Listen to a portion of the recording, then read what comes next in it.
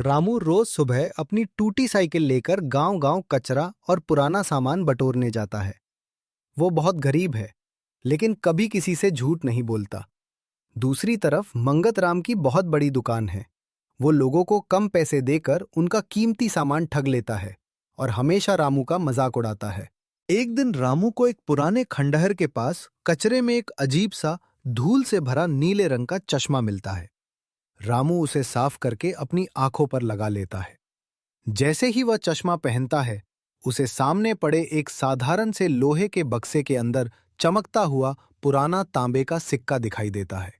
चश्मा उतारने पर बक्सा बंद दिखता है, लेकिन पहनने पर उसके आर पार की चीजें दिखने लगती हैं।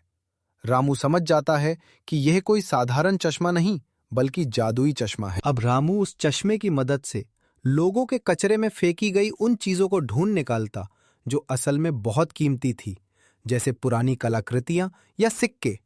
वो मकान मालिकों को उनके खोए हुए गहने ढूंढ कर देता। लोग खुश होकर रामू को अच्छे पैसे देने लगे। धीरे धीरे रामू की आर्थिक स्थिति सुधरने लगी। मंगत राम को रामू की इस तरक्की पर जलन होने लगी। उसने छिपकर रामू पर नजर रखी और देख लिया कि रामू एक जादुई चश्मे का इस्तेमाल करता है।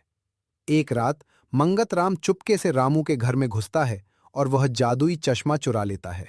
अगली सुबह मंगत राम बहुत खुश होकर चश्मा पहनता है। उसे सड़क पर चलते हुए एक बोरी दिखाई देती है। चश्मा पहनने पर उसे उस बोरी के अंदर ढेर सारे चमकते हुए सोने के सिक्के दिखाई देते हैं। लालच में अंधा होकर मंगत राम दौड़ता है और सीधे उस बोरी को गले लगा लेता है। लेकिन जैसे ही वो बोरी खोलता है, चश्मे का जादू टूट जाता है। असल में वो सोने के सिक्के नहीं, बल्कि जहरीली पीली मधुमक्खियां थीं, जो चश्मे के जादुई प्रभाव के कारण वैसी दिख रही थी। मधुमक्खियां मंगत राम पर हमला कर देती हैं। वो दर्द से चिल्लाता हुआ भागता है और चश्मा जमीन पर गिरकर टूट जाता है। लालच का फल हमेशा बुरा होता है और ईमानदारी की कमाई ही हमेशा टिकती है।